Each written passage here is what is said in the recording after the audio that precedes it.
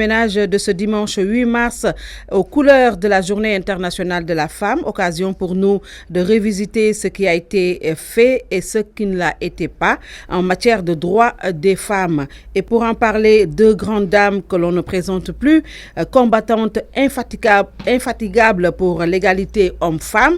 Professeur Amsatou Sow Sidibé, droit de l'homiste, première femme sénégalaise agrégée en sciences juridiques et politiques. Merci, professeur, d'avoir répondu à notre invitation. Merci, Binta. Bonjour.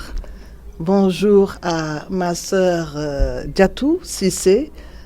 Bonjour aux auditeurs et aux auditrices. Nous recevons également notre consoeur Diatou Cissé, journaliste de formation, directrice de la RTS2. Merci Diatou d'être venue. Merci Binta, bonjour et bonne fête à toutes les femmes, particulièrement à ma grande sœur Amsatou. Ce 8 mars, la Journée internationale des femmes célébrée dans un contexte de coronavirus. Au-delà de la lecture que vous allez en faire, on n'a pas comme vu du tout des femmes parmi les experts médicaux, à part Awa Marie Kolsek, professeur Amsatou.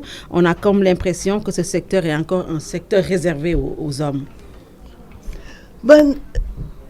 D'abord, bonne fête à toutes les femmes du Sénégal, de l'Afrique et du monde.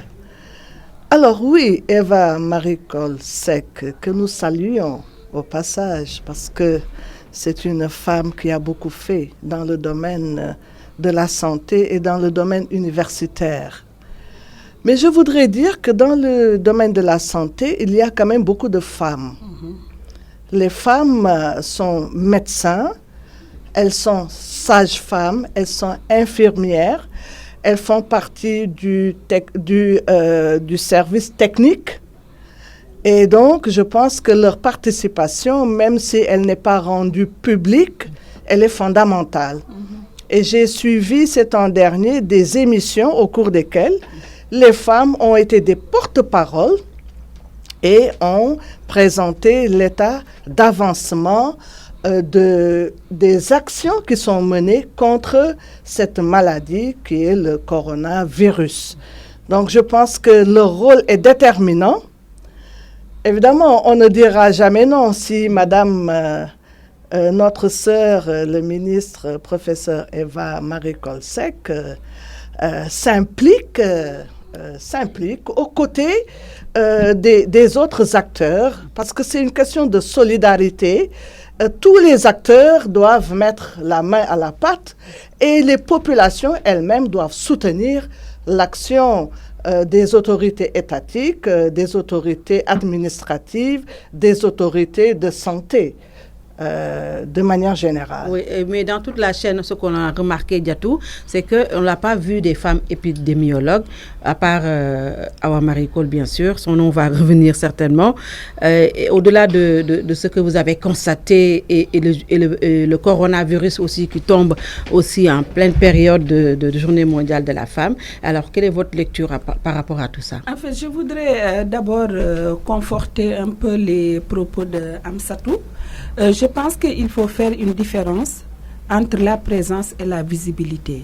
Je pense que les femmes sont des femmes. Moi, j'en vois quelques-unes à la télé. Malheureusement, je n'ai pas retenu leur nom, qui sont quand même dans le dispositif d'alerte et de veille et qui ont même des positions stratégiques. Maintenant, bon, la visibilité est beaucoup plus accordée aux hommes, mais je pense que ce n'est pas seulement spécifique au domaine de la santé. Absolument. Dans tous les secteurs, particulièrement en période de crise, on a tendance à mettre le focus sur les hommes, mais ça se comprend aussi. Très souvent, ce sont les hommes qui sont les responsables et qui sont d'abord les interlocuteurs des médias. Cela dit, moi, je voudrais rendre hommage. Effectivement, Amsatou a raison.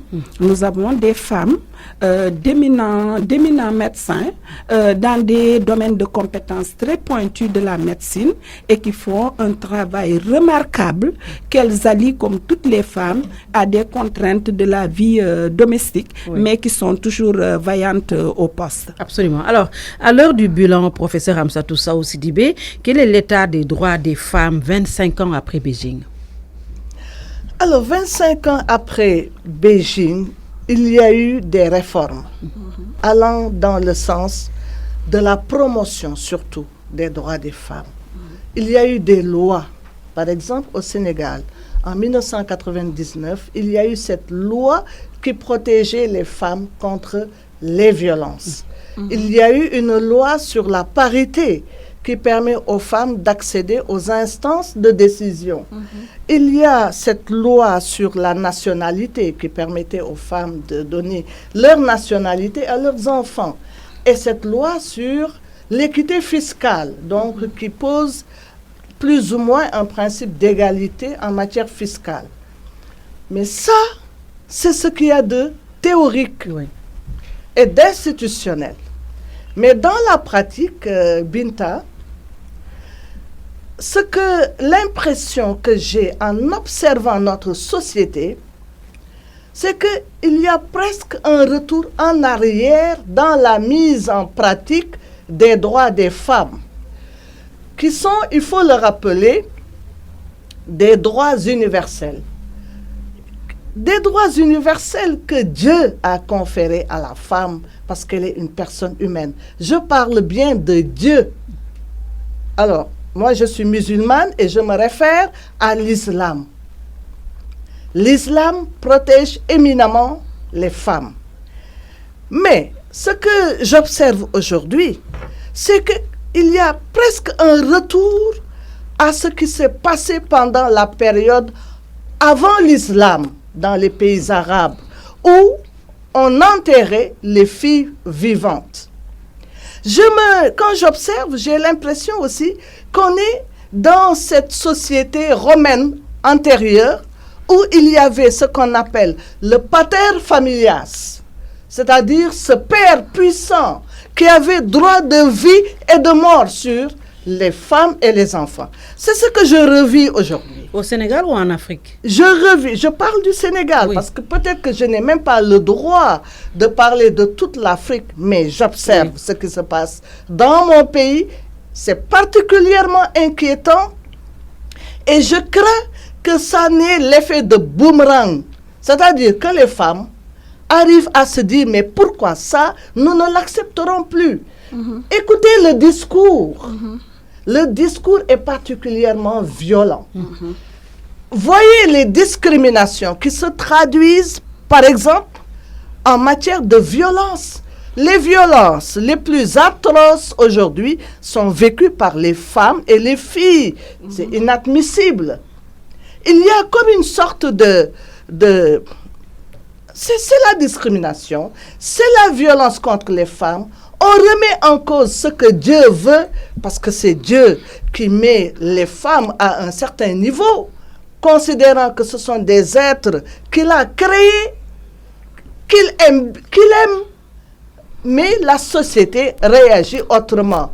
Alors, et souvent, on se fonde sur l'islam. Mais l'islam, je répète, est éminemment protecteur des droits des femmes. On lui fait dire des choses qu'il ne dit pas. Il faut donc corriger et faire de bonnes interprétations de l'islam. C'est important. Oui, c'est l'application quand même qui a toujours posé problème, Diatou. Qu'est-ce qu'il explique? Oui, en fait, je pense d'abord que globalement, le cadre légal globalement reste favorable aux droits des femmes. Il y a quand même, effectivement, comme l'a dit Amsatou, des avancées notables. Quand je vois des jeunes femmes policiers ou gendarmes dans la rue, c'est quand même une avancée notable. C'est comme quand je vois des femmes gouverneurs de région ou sous-préfets, c'est également des avancées notables. Des femmes directeurs de police, exactement, il y a également une avancée notable, à mon avis, dont on ne se souvient pas toujours, c'est la loi sur la nationalité. Maintenant, une Sénégalaise peut accorder sa nationalité à son enfant, même si elle est mariée à un étranger. C'est une discrimination que les femmes ont subie pendant longtemps. Et je pense que Amsatou a raison. Pour moi, la plus grosse menace qui pèse sur les femmes sénégalaises, c'est le montée des conservatismes. Il y a une montée terrible du conservatisme qu'on entend à longueur de journée dans les médias, particulièrement parfois de prêcheurs à la petite semaine, qui veulent ramener les femmes à leur casserole, qui veulent les ramener à un état de soumission totale. Je pense que c'est un problème. Ça constitue un problème Parce que j'ai l'impression que ce discours conservateur a un impact aussi sur les institutions parfois ou sur l'application des lois. J'en veux pour preuve simplement la loi criminalisant le viol. Je salue au passage le fait que cette loi-là soit votée. On a vu des hommes, des religieux freiner des 4 fers, comme si le présumé violeur avait plus de droits ou méritait plus de solidarité que la présumée femme ou enfant violée. Il y a donc des problèmes, à mon avis, liés au conservatisme. Mais justement, s'il y a cette montée de conservatisme, Diatou, est-ce que quelque part, les femmes n'ont pas dormi sur le laurier par rapport à leur combat pour le respect des droits des femmes? C'est là où j'allais en venir. Oui. Je pense qu'à un moment, on a eu le sentiment, effectivement, qu'on avait pris une longueur d'avance. Mais en fait, peut-être Amsatou va le développer mieux que moi. Finalement, subitement, nous n'avons plus de capacité de riposte. Il est arrivé un moment, effectivement, que les femmes portent la parole quand elles étaient attaquées dans leur dignité, dans leur citoyenneté. On a perdu la parole. Fatsar le théorisait en disant qu'il n'existe pas de mouvement social féminin. Mais les femmes se sont dispersées. Quand on faisait des marches pour la Dokignas qui a été tuée par sa femme, son mari à Kaolack, c'était la pression du mouvement des femmes. Oui, maintenant, oui. Est-ce qu'on est arrivé à une banalisation des violences qui fait que, par exemple, on ne réagit pas? Parce que là aussi, il y a un problème. Il y a tout un discours qui semble légitimer le passage à l'acte. Oui. Soit l'homme est revenu du travail, il est fatigué, soit sa femme n'a pas voulu se donner à lui, soit sa femme a répliqué. Je pense qu'effectivement, il y a lieu pour les femmes de reprendre l'initiative un peu, de nous réorganiser. Je ne sais pas si c'est un observatoire ou je ne sais quoi, mais je pense qu'effectivement, nous avons besoin de resserrer nos rangs pour ne pas être écrasés par tous ces conservatismes-là qui se développent et qui commencent à vouloir nous ramener à nos casseroles. Alors, le 8 mars qui coïncide, professeur, avec la décision de l'État de criminaliser le viol et la pédophilie, ça a été salué d'ailleurs par beaucoup de femmes, là où l'Union des magistrats du Sénégal a émis des réserves. Et vous, professeur, quelle est votre lecture sur cette criminalisation du viol et de la pédophilie? Alors, la loi elle-même, elle est bonne parce qu'elle est dissuasive. Elle devrait être dissuasive. C'est-à-dire qu'en disant que maintenant, violer, ça relève non pas d'un simple délit, mais d'un crime avec des peines plus sévères, ça devait dissuader ceux qui seraient enclins à violer les femmes. Donc, à détruire ce qu'il y a de plus précieux chez la femme, c'est-à-dire son physique et sa tête. Absolument. Bon, mais j'avoue qu'en tant que juriste, j'ai toujours appréhendé les difficultés d'ordre pratique auxquelles le magistrat pourrait être confronté. Pourquoi? Parce que déjà, il y a un problème de preuve qui peut se poser. Absolument. On est en matière criminelle, les peines sont beaucoup plus fortes. Le magistrat ne prononcera la peine que s'il est sûr et certain que la personne poursuivie a commis l'infraction. Or, comment apporter ces preuves? Parce qu'en général, le violeur, il se cache et on ne va pas violer au marché. En général, c'est dans des bâtiments abandonnés ou en tout cas dans des lieux clos à l'abri du regard des autres. Ce sont les pièces à conviction qui vont poser problème. Ah oui, or le doute profite toujours à l'accusé. Bon, ça c'est un premier problème. On peut parler de tests ADN, c'est vrai. Il faut faire des tests pour savoir si cette personne a violé ou n'a pas violé. Mais là aussi, bon, c'est un peu compliqué dans nos pays. Ailleurs, en Occident, c'est facile. Mais chez nous, ça doit être très cher. Qui peut le faire? Ça, c'est des questions qu'il faut se poser. Mais ce n'est pas parce que c'est difficile qu'on va lâcher la chose. Il faut que ce problème de test ADN soit une réalité chez nous. Mais il y a autre chose. Oui.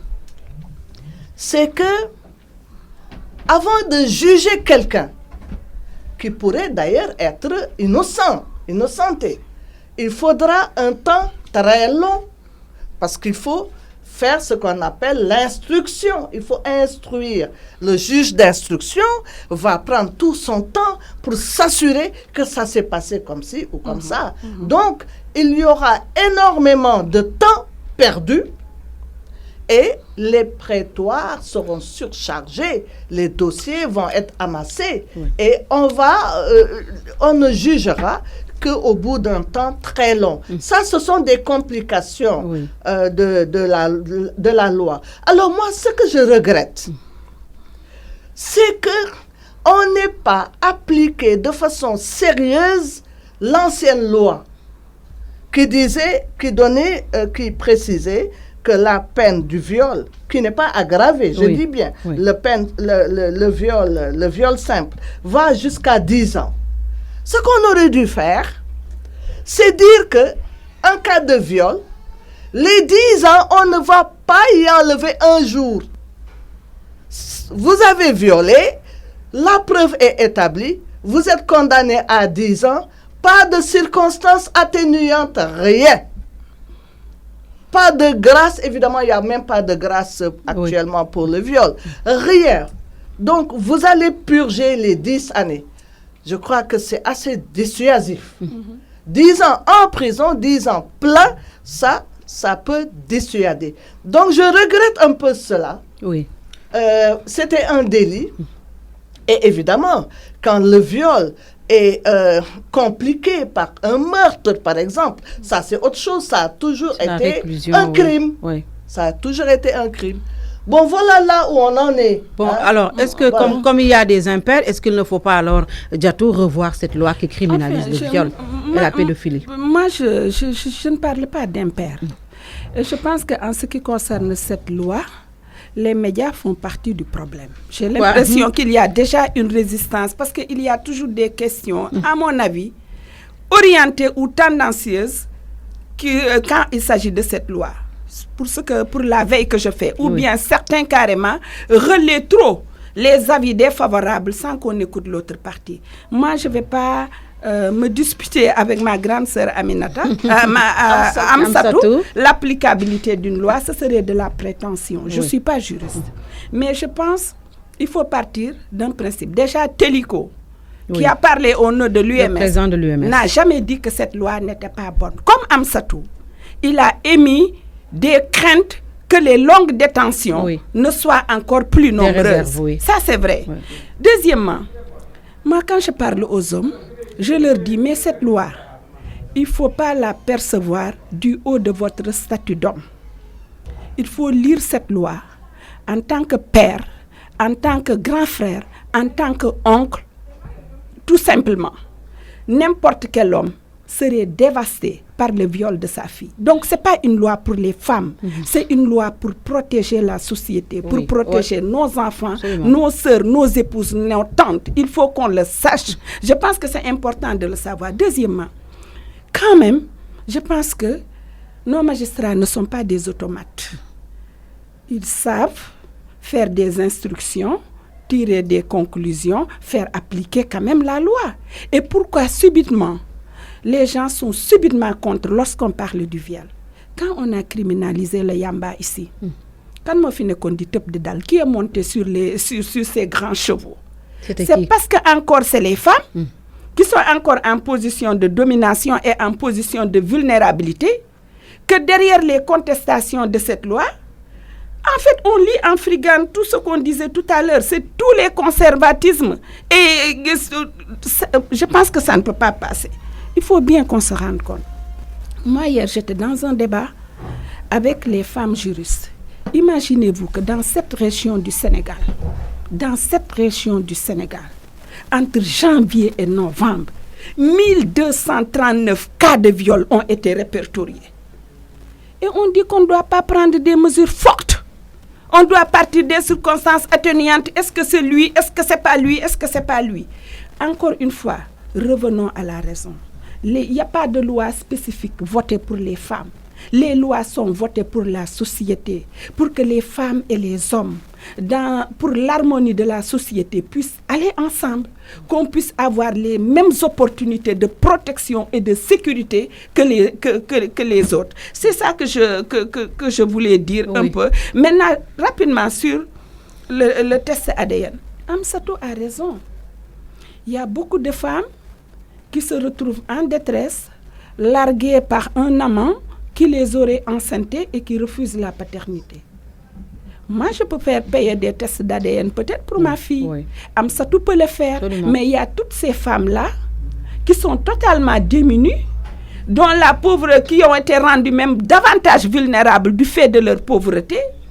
Et quand il y a paternité, on les met dos à dos. C'est un moyen d'établir une preuve, de blanchir ou d'établir une preuve. Donc, je pense qu'on ne peut pas comprendre que bientôt, 60 ans après les indépendances, on ne puisse pas avoir un fonds mis à disposition de la justice qui, dans des cas de refus de paternité, puisse quand même régler le problème. Je pense que quelque part, de ce point de vue strict, c'est un déni de droit même pour les femmes, un droit d'accès à la justice. Mais justement, professeur, est-ce qu'à l'heure où nous sommes avec le combat pour l'égalité entre hommes et femmes, on devrait toujours continuer à subir, nous les femmes, à accepter que c'est la femme qui va être violée, à accepter que c'est la femme qui va subir des violences conjugales? Est-ce qu'il n'y a pas quelque part quelque chose qui cloche? Au XXIe siècle, on va continuer toujours à croire que voilà, c'est la femme qui doit.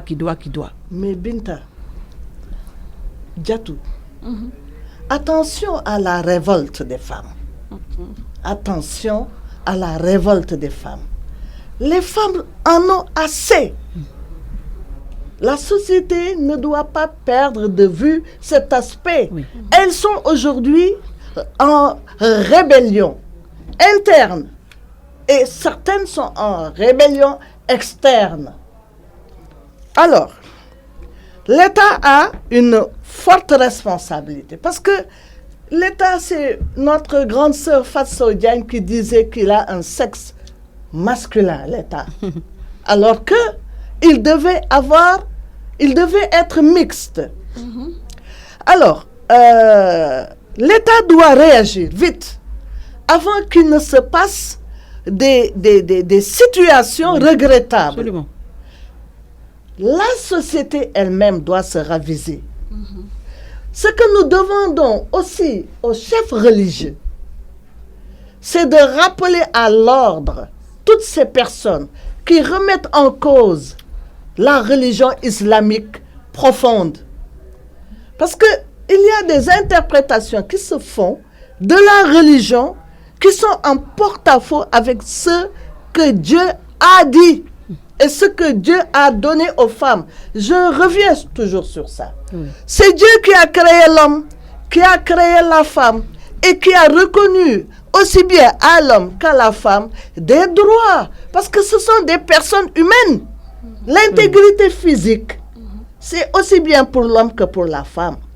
L'intégrité morale, c'est aussi bien pour l'homme que la femme. Le droit de manger, d'être logé, de travailler, de respirer un environnement sain. C'est Dieu qui a donné ça à tout le monde. On ne peut pas dire que c'est pour une partie et pas pour l'autre. Donc, j'interpelle les autorités religieuses. Je sais que les chefs dans le milieu religieux souvent comprennent. Et nous disons merci pour ça. Les grands guides religieux, ils comprennent. Mais les intermédiaires, il faut les remettre à l'ordre. Si on ne veut pas que notre société soit entièrement déstabilisée. Voilà donc ce que je lance et je crois que c'est un message qu'il faut considérer comme assez fort si on ne veut pas des cassures irrémédiables. Professeur, votre message est très fort, mais est-ce qu'aujourd'hui, Diatou Cissé, les femmes, est-ce qu'on n'a pas un problème particulier avec cette société aussi conservatrice qui persiste à vouloir nous confiner à une étape inférieure, se marier, faire des enfants, la femme objet? Je pense qu'il y a un décalage, effectivement, au vu de l'évolution quand même et des avancées notées, au moins au niveau légal, quant aux droits des femmes. Il y a un décalage réel entre les avancées en droit et la perception que la société continue à avoir d'une femme, qui doit être effectivement la bonne épouse, soumise, sachant tout faire, prenant soin de l'époux et des enfants. Je n'ai pas de problème particulier avec ça. Mais ce qu'on doit revoir, ce n'est pas que les femmes acceptent les violences. Je pense que les femmes sont en condition d'être violentées du fait de leur faible statut socio-économique. Il est établi que lorsque les femmes commencent à gagner des revenus, elles gagnent en indépendance, elles ne se font pas plus écraser. Il reste entendu, Binta, que si tu as les moyens de te faire payer un appartement, même un studio, tu ne vas pas rester dans un appartement où on te cogne tous les jours. Maintenant, il y a d'autres éléments de la socialisation que je disais tout à l'heure, qui socialement pouvaient légitimer toutes ces violences-là faites aux femmes. Le problème, à mon avis, c'est un problème de statut social et économique faible. Et pour moi, la meilleure façon de préparer les femmes à refuser les violences, c'est effectivement, pour utiliser un mot en vogue, c'est de leur donner les moyens d'être instruites, les moyens d'être éduquées, les moyens d'avoir une indépendance économique. Ça les préserve des violences physiques, ça les préserve des violences économiques, ça les préserve même quelque part des violences morales. Donc tout est lié au statut des femmes. Maintenant, c'est normal. Moi, je pense que on n'a pas envie d'être des hommes. Je n'ai pas l'impression que les femmes aient forcément envie d'être des hommes. On a juste envie d'avoir les mêmes opportunités de chance, de protection et de développement personnel que les hommes, que la société nous l'offre. C'est de ça qu'il est question. Maintenant, d'accord, tu le disais tout à l'heure, je pense que les femmes n'ont jamais perdu de vue qu'il y a 3 dimensions de leur vie. Si elles parviennent à les négocier, elles sont peut-être bien dans leur tête. Effectivement, on aspire à être des épouses, choyées, câlinées, gâtées. Oui. On aspire à être des mamans, dévouées, mais également aimées. On aspire également à être des professionnels compétentes dans ce que nous faisons. C'est 3 dimensions qui sont importantes pour nous et je pense que personne d'ailleurs n'aurait le droit de nous obliger à choisir parmi ces 3 dimensions-là qui constituent notre vie. Mais malheureusement, je pense que tout est affaire de contexte. Oui. Comme a dit Amsatou, il ne faut pas penser que parler, protester, c'est l'apanage des femmes intellectuelles. Moi, je vais partout dans le Sénégal et je vous assure qu'en milieu rural, moi, j'ai vu des femmes fortes qui ne se laissent pas faire, qui essaient, malgré les contraintes du milieu, d'avoir leur destin en main. Oui. Alors, on a vu ce qui s'est passé au départ avec la loi sur la parité. Tout le monde avait salué professeur Amsatou Sow.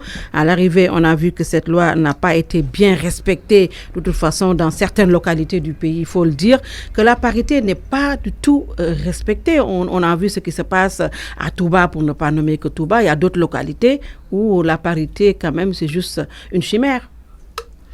Bon, dans l'ensemble, la loi elle-même, bon, on ne la discute pas, elle est bonne parce qu'elle permet aux femmes d'accéder aux instances de décision, ce qui est un besoin fort pour le pays.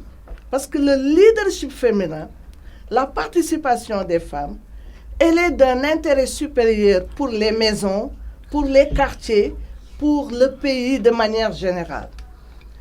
Cela dit, effectivement, dans la pratique, on est loin de la parité. Sauf à l'Assemblée nationale, où on n'a pas la parité, parce que la parité, c'est 50-50%, et où on a environ 42%. On a 71 femmes sur 165 députés. Oui, on est à peu près à 42% de femmes au Parlement. On n'a pas la parité, mais on s'approche de la parité. Ce qui pose problème, et il faut le régler, à notre avis, avant les élections locales, réformer le code relativement à l'établissement des listes électorales. Parce que des listes où il y a trois candidats possibles, si l'homme est à la tête, parce que c'est souvent comme ça que ça se passe, les femmes doivent se battre pour être en tête de liste aussi. Si l'homme est en tête, eh bien, il y aura un homme, une femme et un homme. Donc, plus d'hommes que de femmes. Il faut qu'on règle cette affaire de représentation sur les listes. Pour que ça soit paritaire, c'est tout à fait possible. Au niveau du gouvernement, vous le savez, il n'y a aujourd'hui que 20% de femmes. Sur 32 ministres et 3 secrétaires d'État, ça fait 35, il n'y a plus que 7 femmes. Parce que la femme qui est partie, Madame Aminata Mbengue Ndiaye, a été remplacée par un homme, le ministre Ndoye. Donc on est loin de la parité. Or, il faut comprendre pourquoi la parité. En fait, ce n'est pas pour simplement proclamer l'égalité entre hommes et femmes. On demande la parité. Encore une fois, c'est une question de gouvernance. On ne peut pas bien gérer, on ne peut pas se développer, on ne peut pas avoir l'émergence si les femmes ne participent pas au plus haut niveau de la décision. Pour plusieurs raisons. Parce que les femmes ont des qualités intrinsèques. Elles ont le sens de la créativité. Elles sont bonnes gestionnaires. Sauf exception, elles sont bonnes gestionnaires. Elles ont une sensibilité. Elles ont un humanisme dont les familles ont besoin. Voilà pourquoi d'ailleurs on dit que les femmes sont les colonnes vertébrales des familles, n'est-ce pas? Tout le monde en a besoin. Voilà pourquoi on exige que les femmes soient bien représentées aux instances de décision. En fait, ce n'est pas de simples slogans, c'est un besoin, un besoin. Et on a vu d'ailleurs que les qualités de la gouvernance par les femmes à tous les niveaux remettez aux femmes des crédits pour créer des micro-entreprises. Elles vont bien gérer et elles vont rembourser. Dans tous les domaines, les femmes ont une qualité de gouvernance qu'il faut valoriser. Et voilà d'ailleurs pourquoi on est en pleine année, en journée mondiale de la femme. Il faut savoir que partout où les femmes ont géré et sont présidents de la République, elles ont mieux fait que les hommes. Allons au Libéria. Madame Ellen Johnson Sirleaf a mieux fait que ceux qui étaient avant elle. Elle a trouvé un pays qui était déchiqueté par la guerre. Elle a pris une aiguille, elle a tout recousu. Et elle a fait mieux que celui qui est là. Allons en Allemagne avec Madame Angela Merkel. Elle a mieux fait que tous les chefs d'État qui étaient là avant. Surtout mieux fait que Hitler, vous voyez. Et les Allemands ne veulent plus la laisser partir. Donc, l'expérience a montré que la gouvernance des femmes, elle est éminemment qualitative et c'est un besoin impérieux pour les populations aujourd'hui, eh bien, de valoriser leur expertise. Malgré tout cela, professeur, il y a encore des gens qui continuent à croire que cette parité ne peut pas prospérer. Ce qu'il faut davantage prévaloir, c'est plutôt, Diatou, la compétence. Moi, je pense que c'est déjà très bien qu'on ait cette loi sur la parité en dépit des insuffisances et des lacunes. Moi, j'ai rencontré des femmes politiques, un moment dans le cadre du caucus des femmes leaders, qui étaient pressenties sur les listes et qui, après, m'ont témoigné avec plein de sincérité et d'émotion que n'eût été cette loi sur la parité, elle ne mettrait jamais les pieds à l'Assemblée nationale, quand bien même elle comptabiliserait pour certains plus de 3 décennies de militantisme. Donc, il faut quand même reconnaître que cette loi nous a réglé un problème d'accès à l'Assemblée nationale au moins, même s'il y a des réglages à faire. Maintenant, Amsatou l'a dit, pour la gouvernance des femmes. Je pense effectivement qu'on a reçu une socialisation qui nous rend très sensibles au déshonneur. Et on en a peur parce qu'on pense à nos enfants, à nos familles, à nos époux. Même si, je veux aussi le préciser, avoir un code d'honneur n'est pas l'apanage des femmes. Je pense que c'est une vertu humaine qui est accessible aux hommes et aux femmes de façon générale. Maintenant, Binta, le bout de ta question, je suis en train d'oublier. La compétence. Oui, la compétence. Tu sais, la parité. En fait, je pense que si on en revient au concept de genre, on règle ce problème-là. Si vous voulez mettre 2 athlètes à compétir, vous ne pouvez pas laisser l'athlète homme devant le palais de la République, l'athlète femme à Keur-Massar, vous donnez le top départ et l'arrivée c'est la plage de Anse Bernard. C'est pas possible parce que vous ne les mettez pas encore une fois dans des conditions et dans les opportunités, les mêmes opportunités d'égalité de chance pour compétir. Quand même ça aussi, c'est pas les Sénégalais, hein. La discrimination positive a été théorisée et promise par les Nations Unies à l'issue de plusieurs conférences et de commissions sur les femmes. On a dit que pour résorber le gap, on est obligé à compétence égale, pas obligé, mais en compétence égale, qu'on puisse prendre la femme. Parce que si dans une société, vous avez par exemple 10 postes de leader, les 8 sont occupés par les hommes. Il en reste 2, par exemple. Si on ne met pas peut-être la clause de la discrimination positive, vous allez vous retrouver peut-être avec 10 femmes leaders. Ça, c'est un deuxièmement. Pour moi, c'est de plus en plus un argument fallacieux. Le niveau de compétence et d'instruction des femmes s'est considérablement amélioré. Qu'on ne nous parle pas de compétences. Le plafond de verre, là, n'est plus expliqué par l'incompétence ou le manque de formation des femmes. C'est que les préjugés sexistes ont encore cours. On a toujours pensé que les postes de leadership, les postes qui demandaient de l'autorité, les postes de manager devaient être détenus par les hommes.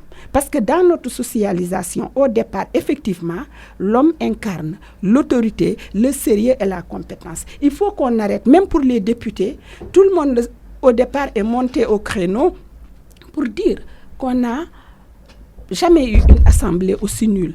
Encore que rien ne l'établit, il a été certifié que les femmes ne ratent pas les travaux de commission, que pour la plupart, elles restent dans les commissions jusqu'à des heures indues et qu'elles portent les doléances de leur communauté.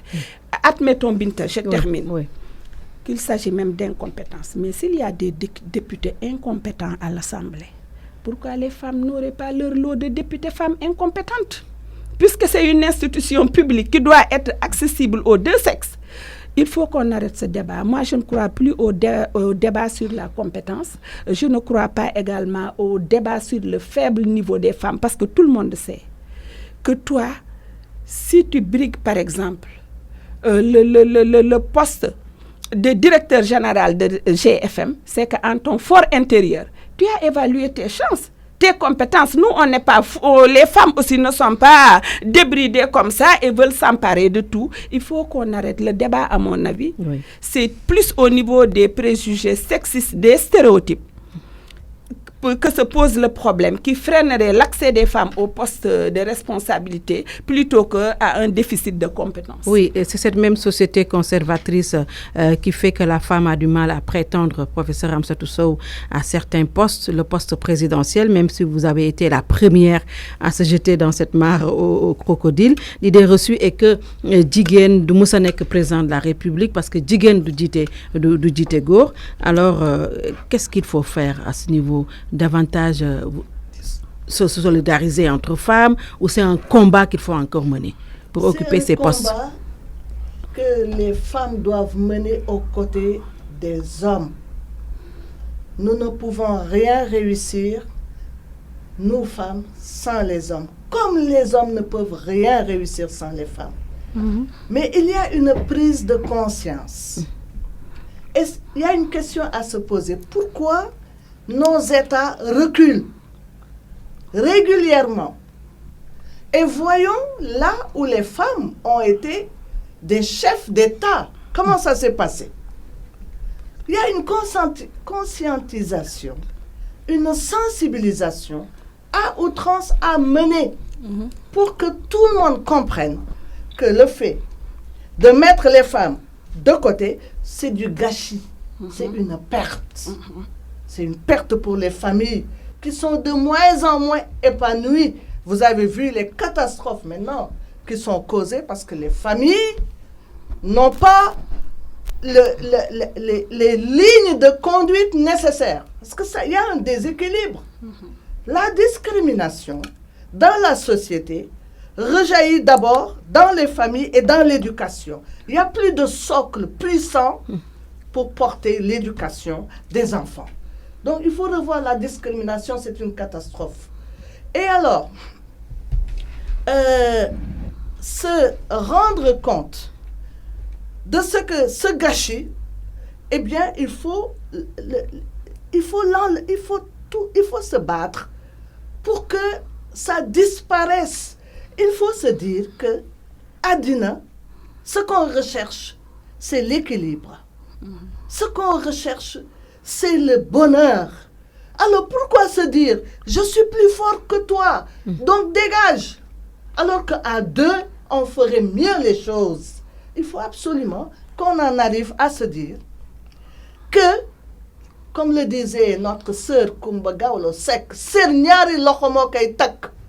alors si on dit que il n'y a que les hommes, parce qu'il y a une lutte âpre aujourd'hui, ce n'est pas ce que vous avez pensé tout à l'heure, c'est-à-dire la capacité de riposte qui a diminué chez les femmes. Ce n'est pas ça. Il y a une attaque maintenant. Et les hommes attaquent maintenant en se disant nous allons perdre notre pouvoir. Oh, le pouvoir! Le pouvoir nous crée des problèmes. Au lieu de penser au pouvoir, pensons à la réussite, aux résultats positifs, à ce qu'on va gagner. C'est ça qui est plus important que le pouvoir. Donc, je crois que c'est ça, c'est cette lutte-là. Et il faudrait que l'on aide les femmes à mieux prendre conscience de leurs valeurs intrinsèques. Ah, les femmes, elles ont des valeurs, comme les hommes en ont. Et il faut aider les femmes à avoir confiance, et donc les aider à plus d'engagement et plus de sens de la responsabilité. Oui, nous avons devant nous un grand problème qui est les valeurs socio-culturelles Diatou Cissé. Comment faire pour faire sauter ce verrou? Moi, je me mets dans la perspective du genre et je me dis que nous sommes obligés de procéder parfois à une déconstruction de ce qu'on appelle des valeurs. Est-ce que la soumission totale est une valeur? Je ne crois pas, d'autant plus que ça annihile la liberté même parfois de s'exprimer. Oui. Chez certaines femmes, ça annihile même la liberté de pouvoir vendre des beignets devant sa porte. Parce que le mari ou le frère, parce que la tutelle, ce n'est pas seulement les maris. Quand vous n'êtes pas encore marié, la tutelle, c'est votre frère, c'est votre oncle, c'est votre père, quel que soit votre âge. Donc, je pense qu'il y a à revisiter ce qu'on appelle nos valeurs. Quelles sont bien sûr, ce que la société a codifié comme des valeurs et qui sont devenues des valeurs désuètes. Peut-être dans le contexte de l'époque, c'est des valeurs désuètes. Il y a donc un effort, à mon avis, de procéder parfois à certaines déconstructions. Mais encore une fois, comme l'a dit Amsatou, les problèmes des femmes ne sont pas les problèmes des femmes. Les problèmes des femmes sont les manifestations des problèmes de notre société. Et c'est pour ça que moi je dis toujours, quand je rencontre les femmes, j'ai dit que il faut qu'on sorte de notre cercle confortable entre femmes. Il y a lieu effectivement de rallier les hommes, d'aller trouver les hommes et de discuter avec les hommes. Parce que le changement, il est porté et par les femmes et par les hommes. Donc, je pense que ça a été dit tantôt, nous sommes dans une logique de négociation, sans vouloir les disculper. Bon, je pense que parfois, les résistances, les peurs des hommes, quelque part, se comprennent. Ils ont quand même été socialisés à être le maître, à décider de tout, à orienter tout. Négocier, est-ce que c'est parce que nous sommes dans une situation d'impuissance? Je ne crois pas que nous sommes. Non, oui. Je pense qu'on ne peut pas arrêter le sens du vent. On ne peut pas aller contre le sens du vent. Et je pense que s'il y a une résurgence des conservatismes, c'est parce que justement, on a compris que rien ne peut arrêter la question d'une citoyenneté égalitaire entre les hommes et les femmes. Je te rappelle le thème du 8 mars de cette année. Génération, égalité, mobilisons-nous pour les droits des femmes. Et je suis heureuse de constater que de plus en plus, il y a de jeunes garçons qui portent ce combat-là et qui rêvent d'une société plus égalitaire et plus équitable où les hommes et les femmes ont les mêmes droits. Je ne crois pas que nous sommes impuissantes, mais il faut accepter que les changements sociaux ne s'opèrent pas aussi en 5 ans. Il y a 30 ans, je n'ai pas l'impression, même pas 30 ans, il y a peut-être 20 ans, on ne parlait pas de la parité. Il y a peut-être 10 ans, on ne voyait pas de femmes officiers supérieurs à la gendarmerie. Dans d'autres corps, on n'avait pas autant de femmes médecins, on n'avait pas autant de femmes brigadiers de police. Je pense que on continue, et ça j'aime bien. On a été socialisés pour faire aussi dans la résilience. Nous sommes très résilientes, nous les femmes. Nous continuons à avancer, à engager notre longue marche vers l'égalité tranquillement.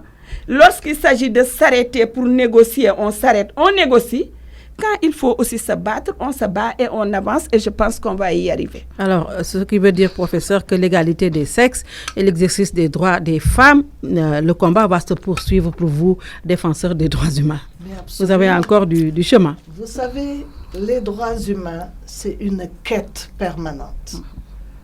On se réveille du matin au soir et on lutte pour que ces droits que Dieu nous a octroyés soient respectés. Quand il s'agit des droits des femmes, c'est la même chose. Et nous ne nous lasserons jamais de nous battre pour que les femmes voient leurs droits élémentaires respectés. Pour que les femmes occupent des places beaucoup plus importantes dans la société, pour le bien-être de tous. Ce que nous faisons, c'est dans l'intérêt supérieur des populations. De la société. De la société de manière générale. Et donc, pour dire que, s'agissant des valeurs, comme le disait notre sœur, Diatou Cissé, il y a des valeurs obsolètes. Mais quand nous puisons dans le tréfonds africain, eh bien, nous voyons des valeurs éminemment positives. En termes de participation dans la société, moi, je viens ma mère est d'une région, le Wallo, où les femmes ont occupé des places importantes dans la société. Je pense à Ndate-Yala, je pense à Ndiambet Mbodj, je pense à d'autres. Mais je pense aussi, en termes de valeurs, aux femmes d'Ender, parce que ce sont des références. En termes de valeurs, ce sont des références. Elles ont tenu à protéger leur dignité en tant que personnes humaines. On a voulu les réduire en esclavage. Elles ont préféré se faire brûler par le feu plutôt que de survivre esclaves. Voilà des valeurs qu'il faut restaurer. Il faut aider les femmes à restaurer ces valeurs. Mais justement, comment aider les femmes? Il ne nous reste que plus qu'une minute, Diatou. Est-ce que ce combat pour la restauration des droits des femmes, pour le respect des droits des femmes, n'est pas trop élitiste aussi quand une femme au niveau de Fongelimi ne connaît pas ce que c'est son droit le plus fondamental? Je pense que le mot combat est un peu inapproprié. Et c'est un biais, à mon avis, que nous, les femmes, on n'a pas su lever peut-être tôt, un biais dans notre approche. Franchement, moi, je n'ai pas été dans des cercles où les femmes sont parties avec la résolution de se battre ou de s'étriper avec les hommes. Franchement. Et je pense que les femmes peuvent me conforter dans cette attitude-là. Les femmes ont toujours posé la problématique de l'égalité en termes d'avancée, en termes de justice sociale. Ça, je pense que je voudrais bien le clarifier. Maintenant aussi, il y a un biais. Lorsque vous parlez des droits des femmes, vous êtes mal perçu. Parfois même, on vous traite de féministe. Encore que, on a le droit d'être féministe, comme l'autre a le droit d'être libéral ou socialiste. C'est des questions de conviction et c'est reconnu aux femmes. Mais je passe sur ça parce que c'est pas le débat. Ce que je veux dire, c'est qu'en fait, il faut nous tous qu'on accepte que c'est une question de société. La question, aucune femme n'a dit qu'un homme égale une femme. Les hommes ont des rôles de sexe spécifiques, des rôles de genre spécifiques, et les femmes également. Ça ne fait pas de nous des êtres ni inférieurs ni supérieurs aux hommes, et le contraire aussi est également vrai. Je pense que nous sommes dans une logique d'aller dans le sens du vent, et aller dans le sens du vent, effectivement, comme l'a dit Amsatou, c'est que hommes et femmes, on puisse mettre en place une société égalitaire qui ne se prive pas de la vision, de l'apport et de la contribution de cette moitié qui porte le ciel et qui se trouve être les femmes. Merci Diatou et bonne fête. Bonne fête à toutes les femmes et bonne fête à toi aussi. Merci, professeur. Bonne fête aussi à tous les hommes qui nous comprennent, qui nous soutiennent et qui nous écoutent. Merci professeur d'être venu. Merci beaucoup Binta, merci à tous et à toutes. Merci également à vous d'avoir suivi, très chers auditeurs.